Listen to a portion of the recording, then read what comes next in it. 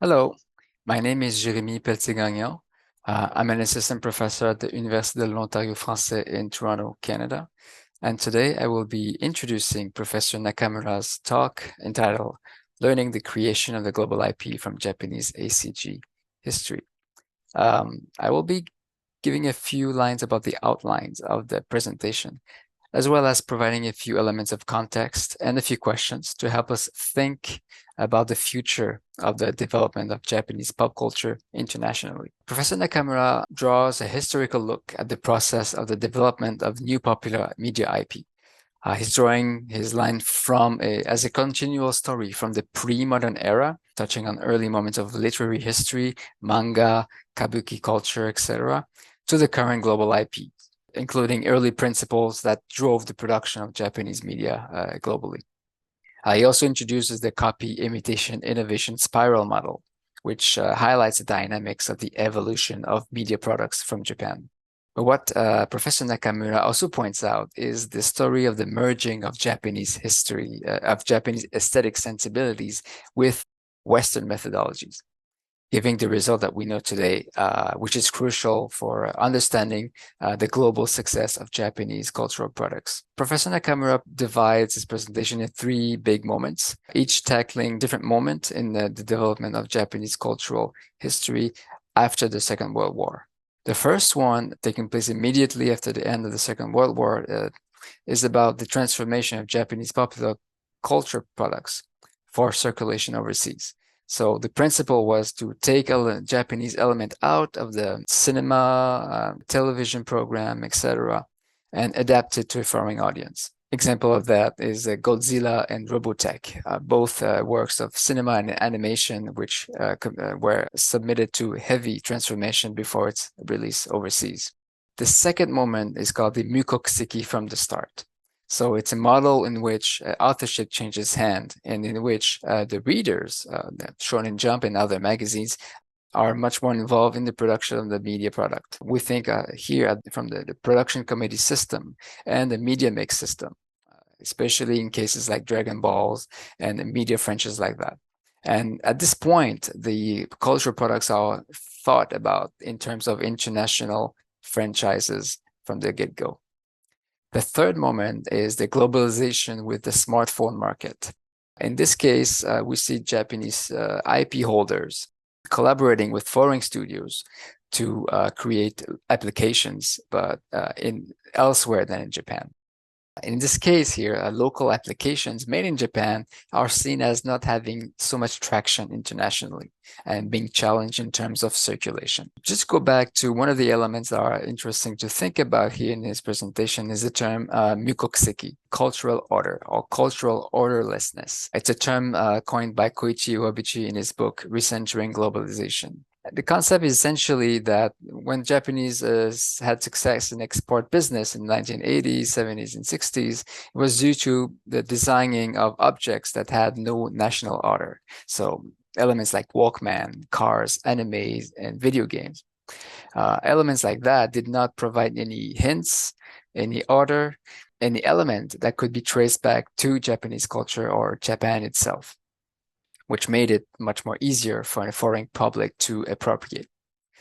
However, recent research just put some nuance into that object in terms of that national order or the nationality of the product is not something that's only embedded in the product itself, but it's also co-created through the circulation system as it meets another public, which is something to think about here. This new redefinition of, let's say, mukokuseki is interesting to use to revisit the third moment of Japanese cultural circulation that Nakamura-san outlines, which is the stagnation of the international reach of the mobile game market. 10 years ago, Japanese applications had great success, but now it seems that applications made in Japan are not even cracking the top 10 of popular apps worldwide. And the curious thing about this element is that some of the most popular Japanese apps, which are not featured in the worldwide rankings, are not available internationally. So games like Monster Strike, Uma Musume, Dragon Quest Walk, all big successes in Japan, are not available for consumers to download on their cell phones, which begs the question, who makes the decision of not circulating these products, and what prevents them? What is the decision making behind that decision, the rationale of this whole decision?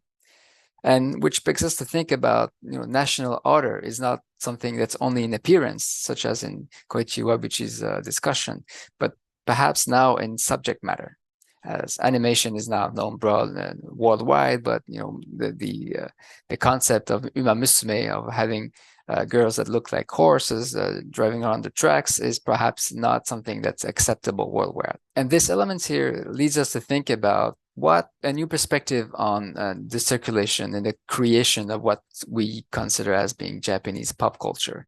What is being circulated and put forward, and what is being restricted from circulation from the origin? As we know now, Cool Japan, which has been an initiative from the last 10 years, it celebrates its 10th anniversary today, is one of the gatekeeping institutions that create an image of Japanese pop culture for international consumption. We know that it's been met with various challenges. Most of its initiatives did not meet the required success rate. But in the context of the free flow of information, such gatekeeping become a bit superfluous and maybe counterproductive, as now the public is aware of what games are being released in Japan almost in real time. And the public wants to play the same games that the Japanese players are also playing. And this in-between element here is preventing them from having access to these games simultaneously. The public, as I say, is much more diverse and I think knowledgeable than it was 10 years ago. And I think it seeks more authenticity from its contact with Japan through its popular culture. The transformation of games now is seen as something that's less positive, as it creates a wall in between the direct access of the game as it was meant to be played. On the flip side, we see that the Korean wave that is now hitting the world through elements like BTS, Squid Games, and Parasites are not really modifying their products for foreign consumption. And perhaps is this worth asking the question, is it time that Japan should promote its cultural products with a distinct cultural order, or at least partially, so as to make it possible for games that are not being circulated now, or anime or manga, to actually go out and meet their public elsewhere? Thank you very much. Please enjoy the presentation. Hi, my name is Aki Nakamura from Ritsumeikan Center for Game Studies, and I'm grateful for this opportunity to be able to share with you about lectures on Japanese pop culture. So let's start from this chart, top 20 of media franchise. And among 20, 6 franchises are originated from Japan. It is interesting considering the fact that currently the market size of Japanese creative industry is not as large as, let's say, North America or even China. But then yet we have fundamental concept utilizing throughout this lecture will be these. One is about innovations. Innovation spirals comes from copying, I guess, the learning, and then imitating, and then innovating. In terms of sustainable innovation, like all continuous innovations come from series of learning, like a copying and imitating, and then adding some newness to that by innovating. But then that innovation is incremental. But while doing this, if there's a lot of imitated product or service, then there will be saturation in the market. So in that, there's a fundamental problem issues regarding this particular service. And then there's someone who will find a ways to resolve that problem. And then that would become more disruptive innovations or breakthrough to this existing market. That's a continuation of this cycle will bring this copying, imitation, innovation spiral.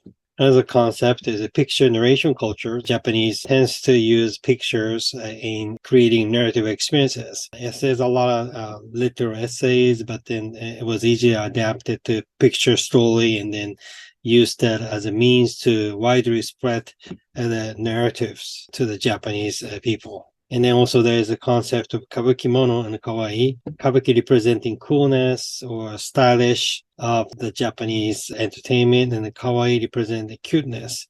And then that are shown into various modes like fashions to characters, idols, goods, all these various entertainment are influenced by either kabuki or kawaii.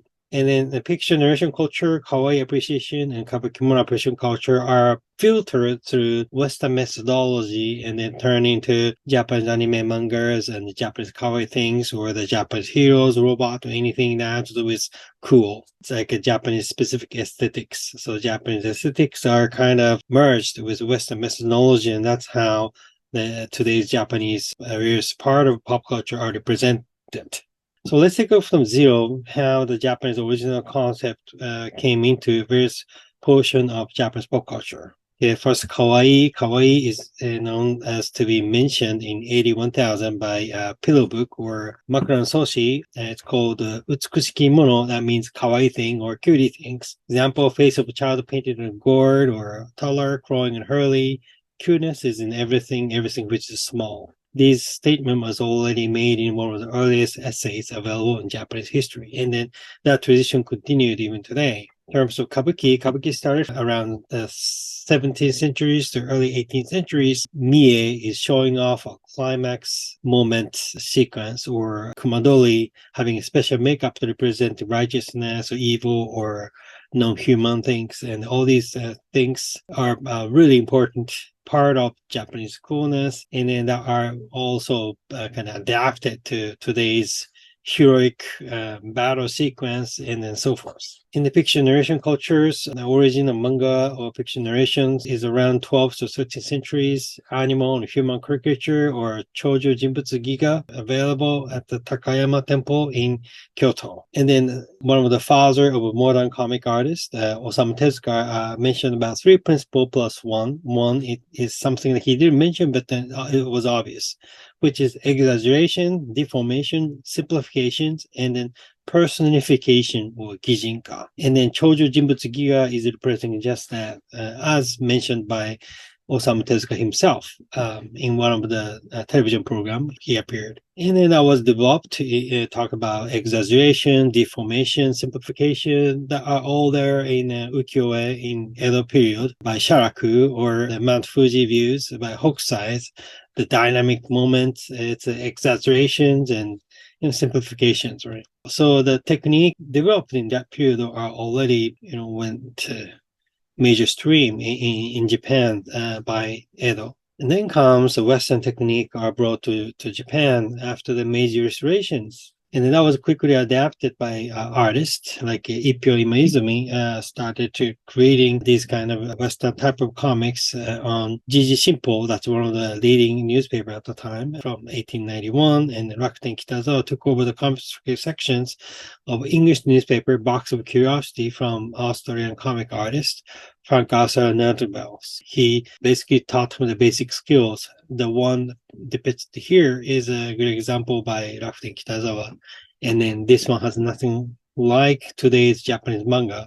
Rather, it's faithfully imitating or showing off all the skills provided to him in terms of Western cartoon drawing technique. It doesn't look like a Japanese manga at all. It's rather like very similar to what the Western cartoon will create for like a satire cartoons and stuff. But then 30 years later, there's already Norakuro, and then Boken Dankichi. I got a copy right here. The design was meeting needs for more the children. The children wants to read a comic, and it got really popular among children as well. So the Kodansha created a boy or girl dedicated reading magazines, and then for that, manga was depicted. Boken Dankichi is not quite a manga, it's a picture story. But if you look at the design like this one, it's suited for the children, right? So starting from faithfully adapting Western methodology, using exaggeration, simplifications, and personifications, know-how that was being accumulated by traditional Japanese artists was already reflected upon all these works, and then became Japanese original works by then. Starting from imitations, and the innovations comes later. There's a need for children to read and entertain with comic, and then that's how new works are conceived and created. With that, let's talk about the mukokusuki or odorless, or the taking out Japanese Asian elements from the works. And that's how they marketed the product, or the people who mediated Japanese companies to bring it to West also try to do that as well for a while. So Godzilla is the first example. It was released in Japan in 1954, but released in the US in 1956. So it's the first Japanese film to become a smash hit at the box office in North America and overseas. Yes, there's Japanese works which are awarded, like Akira Kurosawa's works, Ozu's works, as a good example to that. But then Godzilla was the one really became successful from business perspective, and then that was after there was Eiji Tsuburaya. He joined the film industry and he was focused on learning and accumulating know-how on the special effect technique. Especially, he was inspired by King Kong in 1933. He examined the work frame by frame and tried to create what they have done. And then he ended up resigning the studio where he was, and he decided to move to Toho, where he became chief of a special effects division. It was one-man divisions with no subordinates, though. But then he continued to research on it, and then he created the War at the Sea from Hawaii to Malay, and the special effects and miniature models created by Eiji Tsuburaya. And it was so meticulous that at the end of the war, Allied power mistakenly confiscated the work as a genuine news footage, not as a special effects fiction films based on true story. So such a miniature building skill later will be important fundamental skills for creation of Godzilla. But then after the war, GHQ asked Tsuburaya to resign from Toho because of his involvement of this war film. And then he had to establish his small special effect technology lab for a while. But then by 1953, he returned to Toho. And his first project with Toho was become a special effect director for Eagle Pacific, again, war film. It's not really marketable outside of Japan because, they depict like enemy country, and then of course they wouldn't appreciate that. But then Tomoyuki Tanaka, the producer, realized that special effects will be the things that could be sold globally. But initially he didn't know what to do with the genre that he wants to target it for. Obviously the war is not a good idea for that.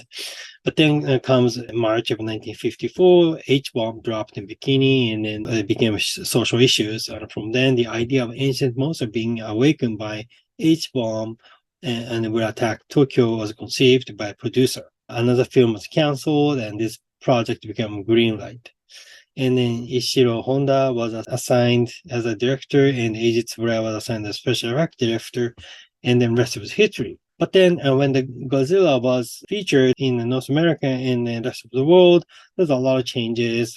First, like Raymond Burr was now introduced as a news American journalist, and then the story was told from the perspective of American journalists rather than from main protagonists already exist in the Godzilla films. And also an opening sequence of Destroy Tokyo was added to give more impact. So there's a lot of changes made even for the Godzilla. After that, there's a lot of sci-fi films from Japan with special effects by Tsuburaya has gone to abroad and then was really popular, but then a lot of scene was changed and altered. Let's now discuss about anime. It's very similar. First, two staff from Toei Animation went to US and then concluded that issue of Japanese film is non-international natures, and considered animation should be the solution to that. So if you want to make a globalized works, not a Japanese specific film, but then animation needs to be created. That was their conclusion. So they decided to start a new feature animated work project called Hakujaden Project. Hakujaden later became named as a Panda and Magic Servant. And then Nihon Doga staff was merged, and then initial base for Toei was started from 23 staff. And the new building was created, a multiple camera, like a cutting edge technology at the time, was implemented and installed, and then research was done. And then 109 staff were assigned for the full production of Hakujaden, Panda and Magic Serpent. And then the aim was to accelerate animation production capability for 30 years which they thought was behind from USA, Europe, or USSR at the time. And then their objective was adapt Disney animation style, but then it didn't work that well because all these works which are released in North America, a lot of things have changed. One of the notable examples is Sarutobi Sasuke, is the name of ninja, but then ninja was not has a good image because it was assassin, known as assassin. So they decided to change the job occupation from young assassin ninjas to little samurai. So the characters completely changed. And Alakadaran the Great, and the name was changed, character was changed, setting and story was changed, even though it was based on one of the most famous Asian tale called The Journey to the West. But then it was changed to the completely different kind of story. One of the rare case that was not changed that much was Gulliver's Travels Beyond the Moon, because from Toei's perspective, that was really the first works that aimed to global market from the beginning. So they based the story on Gulliver's Travel, but then around 1966, Sputnik and all these space war raised the interest of sci-fi. So then they created Gulliver's Travels together with sci-fi theme, but then it did not took off commercially.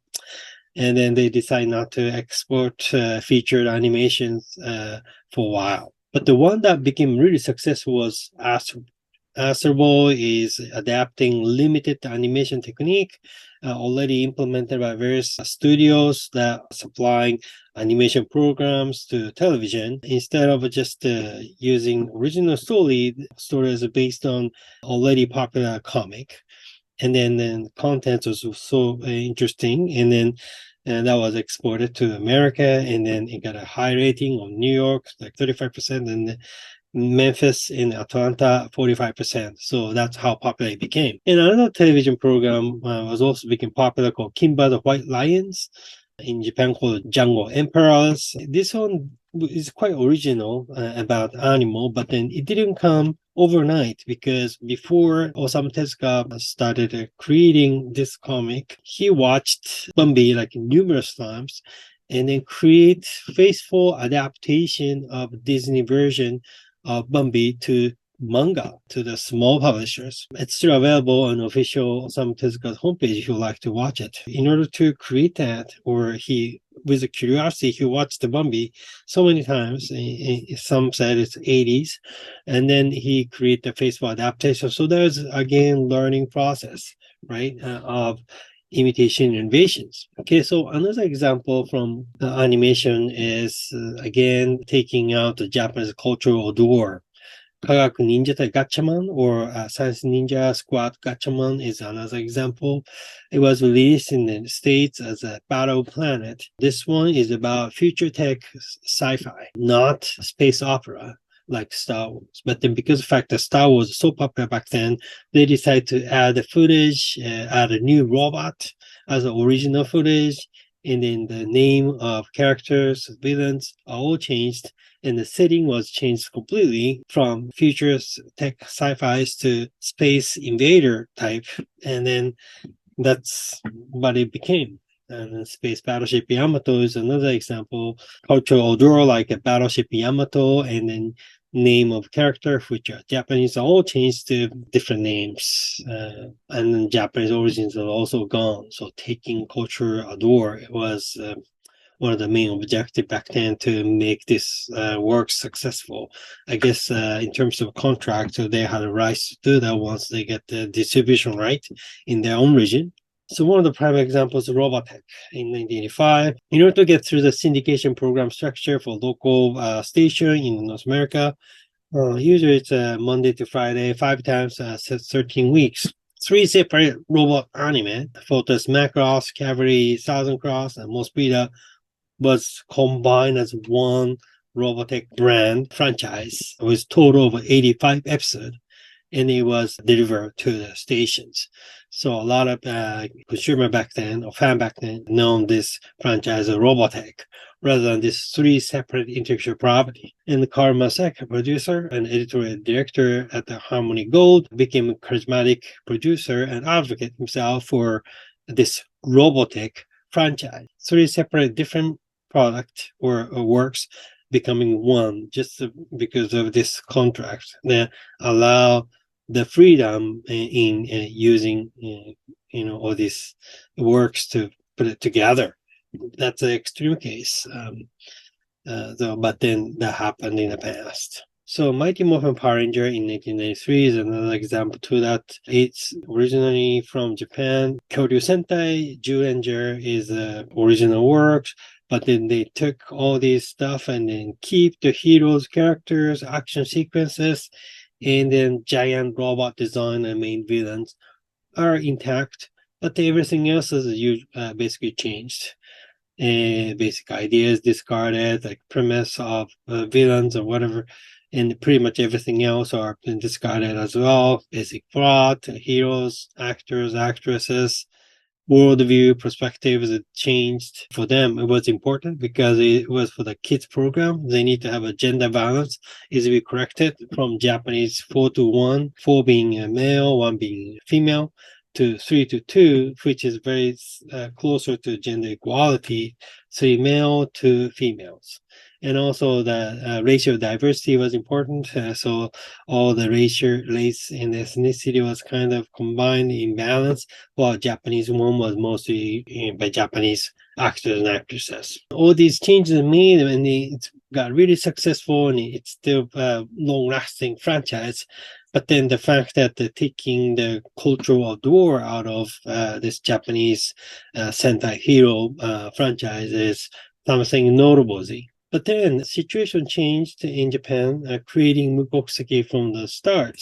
Either intentionally or unintentionally, the creator themselves started thinking about taking this to the world from the ground up. That have to do with trying to meet the need of markets. There's a system in place in weekly manga artist management. They decided to focus particularly on the Jump by Shueisha, decided to emphasize on results, on marketing results, like reader survey, something like that, rather than focusing on marketing than brand of manga artists, which was traditionally done so, bringing famous manga artists and create some manga and then promote it.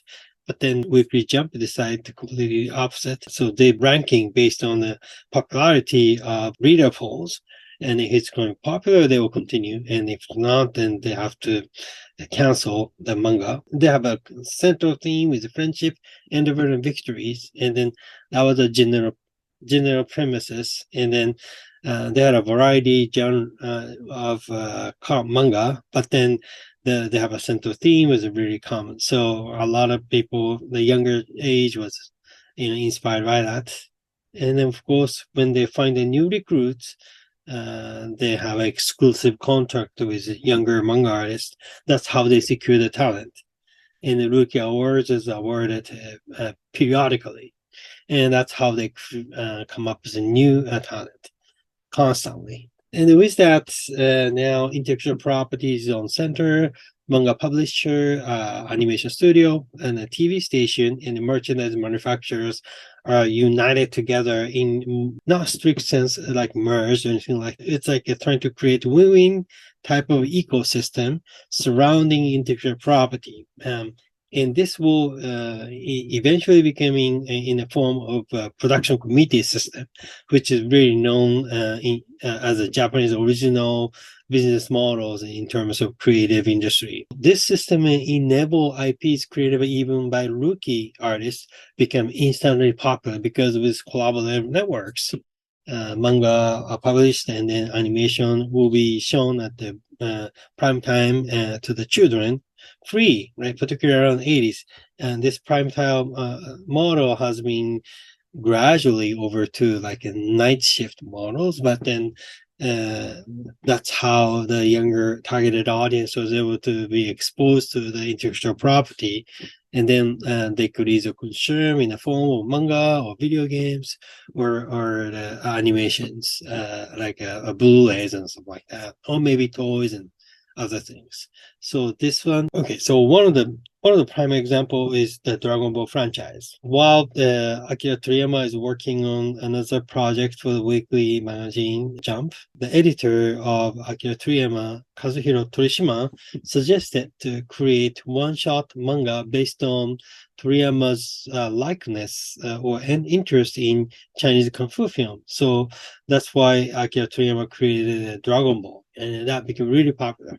It called Dragon Ball, not Dragon Ball, but it was really popular. So that became one of the important motif for the next franchise creations. And then Toriyama also decided to create the world view based on Journey to the West. And then editor Torishima told Toriyama to add the motif of sci-fi adventure, romantic comedy to the story, because at the time, from market perspective, sci-fi and romantic comedy was very popular. So the design of Goku was altered from complete monkeys like regular Goku to more like city boy type of kid. So after the debut of this Dragon Ball, initially it just followed the formula of a Journey to the West, making like a sci-fi fantasy road movie, seeking 7 magical ball called Dragon Ball.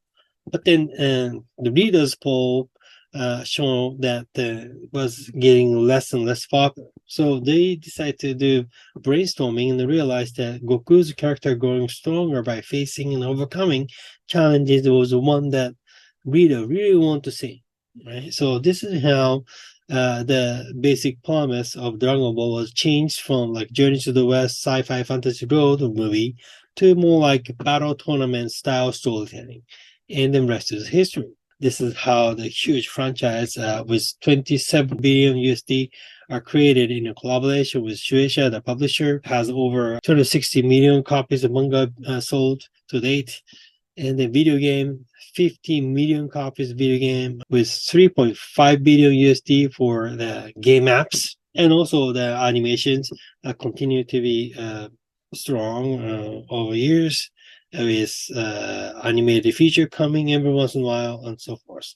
Similar example is Naruto franchise. Naruto franchise initially created a pilot manga in 1997 by Kishida-san, the artist. Initially, manga was about the yokai boy creature that would turn into fox, but then decided to make it as a ninja manga. But then not like a black assassin ninja. This is his comment by Kishida, who created Naruto. I had a kind of a reverse feeling at the first that there was no need for the Japanese person to play a unique Japanese ninja. The main character has a blonde hair and blue eyes. I felt that just because he's a ninja, there was no need for him to hide in the shadows. He would wear orange, be flashy, and identify himself out in the open. I wanted to make a pop ninja manga that does the opposite of what so-called ninja do. So you want to go against a conventional ninja genre and create something different with integrating like Western cultures, racial ethnicity balancing and all that very naturally, not like intentionally, I don't think, but it's very naturally comes. But he understood that the ninja was really popular genre around this time. Like Sean Kosugi was already a popular actor then, so he had some marketing prospect in that mind. But then was a completely creative freedom that he came up with this kind of premise. And again, yes, Naruto is still the big franchise with 250 million copies, manga being sold, over 72 volume, 28 million copies of video game. For the apps, Naruto versus Boruto Ninja Voltage, 100 million downloads from November 2017 to March 2021. And then 11 animated films, and then Naruto 220 episodes, Shippuden 500 episodes, and 12 original video animations created. And also, just like Dragon Ball became one of the biggest franchise. And then this one, you don't need to do Mukokuseki, like localize that to the needs of the American market. Because the fact that it was already kind of Mukokuseki, right? From the general perspective, ninja is very interesting, but they have to make sure that it's not going to be exotic experience, but rather something that could be fun for anybody.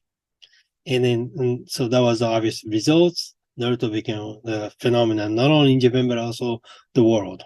And if you look at the video games, it's interesting because like manga or anime, they took efforts starting from having someone localizing products to be mukokuseki. But for the video game, it was mukokuseki from the one because they already have needs to market their product overseas with arcade experiences. An interesting fact is Computer Space, the first arcade game came around 1971. That was followed by Pong, and then that became really a social phenomenon in North America. But then 6 years later, the Japanese company is already making Space Invader, making it as another global phenomenon in arcade scene coming from Japan. Of course, but then Space Invader, Pac-Man, or Donkey Kong, and all this stuff are designed in a way that nobody realized that it is from Japan, but they just the video games, not like they don't think of it as a Japanese video game. They think of it as a video game. And then Miyamoto said about how they designed Mario, which first appeared in Donkey Kong. And the character had to be designed 16 by 16 dots, so too difficult to create hair. So he decided not to create the hair, but they put the hat on it. To make eyes, nose, and mouth, the head need to be 3 heads instead of 6 heads.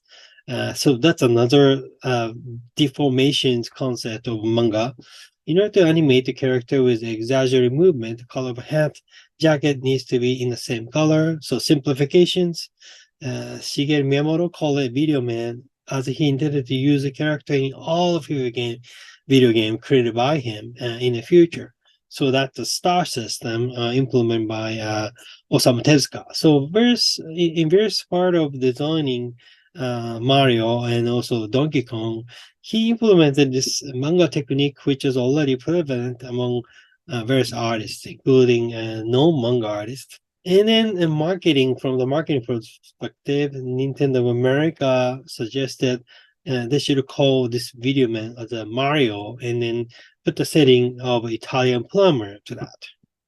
And that's how the Mario was created. And then it just took 6 years for the Japanese companies to conceive and innovate product in video games. But then it just came. And so that same thing happening in video game today. With China, the Chinese company, and now leading company in terms of game apps and so forth. It took several years, but it happens because in fact it's one of the largest market as well. Now with that, Mario franchise is another big franchise, 34.8 billion USD, 722 million copies of video game related to Mario, sold 8.5 million copies of manga, mostly circulated domestically since 1987, which is called Super Mario-kun. That's a manga available in Japan. Every time a new title comes, the Super Mario-kun will follow that title as well. And yes, in the Universal Studio from September 2021, they have a theme park based on the Super Nintendo world.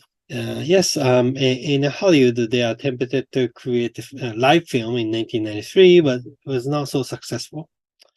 But in 1986, animated feature by Toei Animations and Shochiku was moderately successful as well. But then now we are getting ready for the 2023 May Super Mario the movie, full 3D CG featured animations coming in 2023 May, and we'll see what's going to happen. But I'm really optimistic on these possibilities.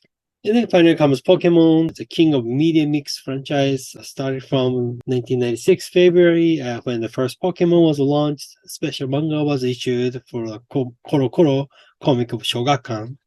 Initial launch was really slow with only 0.23 million shipments, so even less than a quarter of million. And then in May, Secret Monster was kind of revealed. The the editor decided to have this Muse sweepstakes campaign where people who submit to Koro comic, Master Comic, and then if they won, then they could get this game will have the Mew data in it. Children got really excited about that. And then by September, 1 million copies sold. By October, trading card game was released.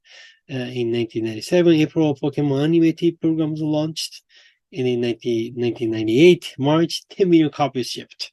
And then finally on July of 1998, animated feature Pokemon the movie was released. And then goes to America. So from 1996 to 1997, Nintendo America initially considered changing the design of Monster entirely, since they didn't look cool because they needed to target an older audience. But then anime program was shown to some of the kids, and then a lot of kids liked it, so they decided to launch as is without changing any design.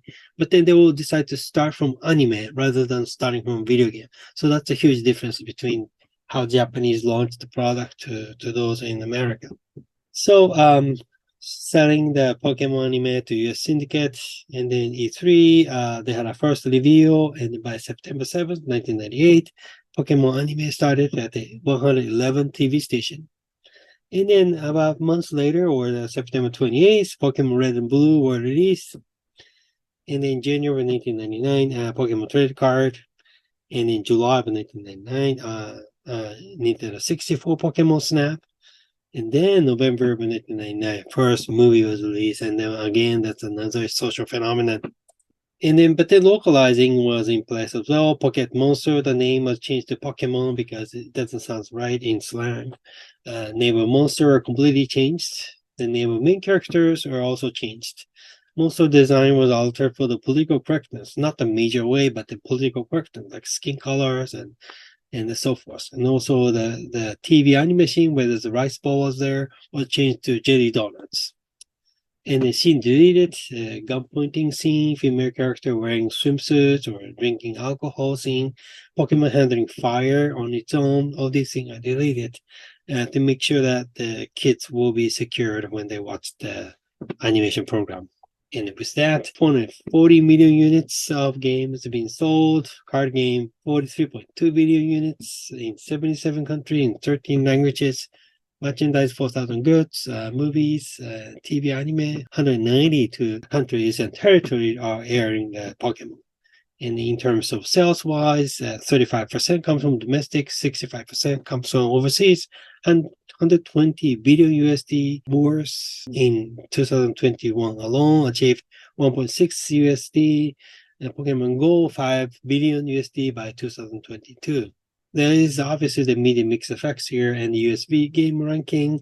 Year 2000, among 10, 5 titles are Pokemon related. That's how crazy back then. And even year 2022, and last year, we have 2 Pokemons here, but we have another Pokemon in smartphone sector. So we have a total of 3 franchises, even in 2022. So that's how crazy the Pokemon went. And then Pokemon is still strong at the box office too, even though Demon Slayers and Jujutsu Kaisen, new emerging IPs is getting really popular among American people, but still Pokemon, the first movie, still hold the number 1 position in terms of box office figures with 85 million and over.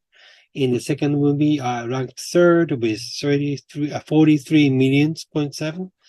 And then third movie is ranked in number 9. So among top 10, 3 are from Pokemon. That's how strong the franchise is. But now we have to look at the globalization in the age of a smartphone. In 2010, 53% account for console, and 13% is feature phone. For the smartphone, only 19%. But then in 2020, this 90% share was expanded to whopping 72%. And then console from 53% reduced to 21%.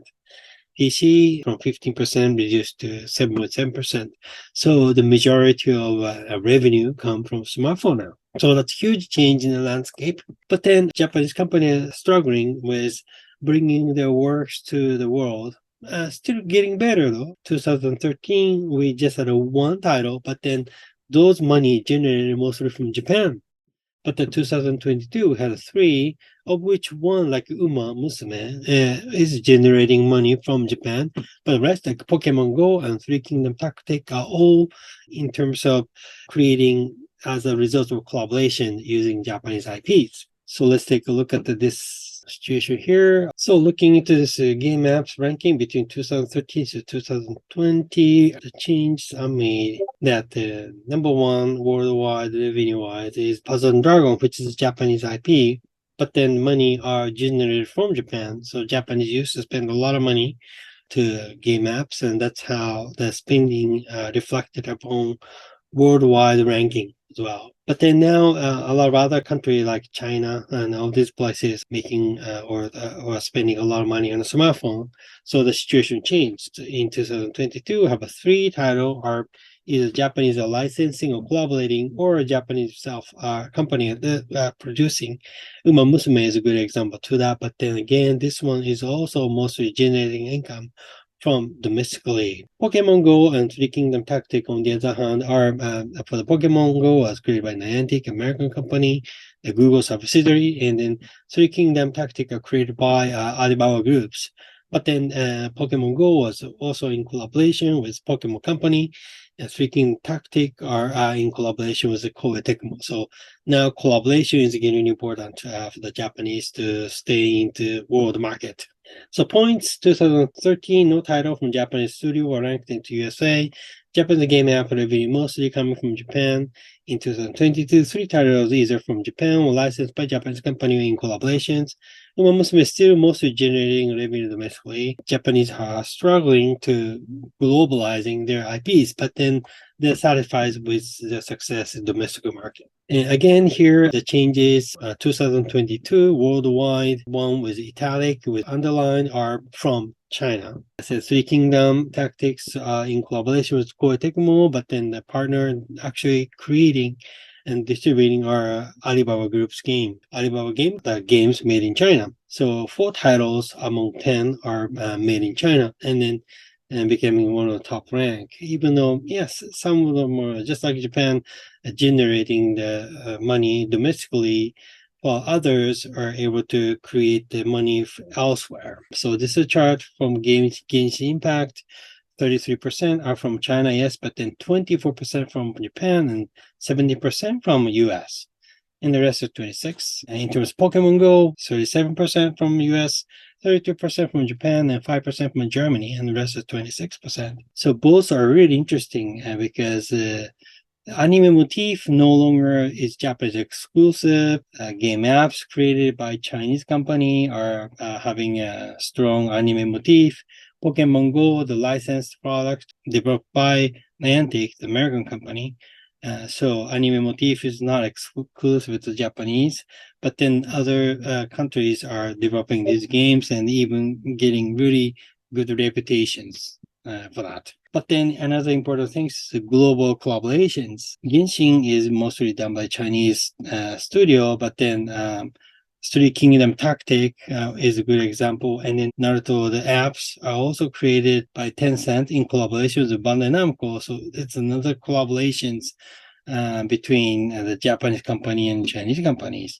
And I think this trend will continue. And then that's the one fastest ways to have a better presence in apps industry from Japan. And that's it for my presentation.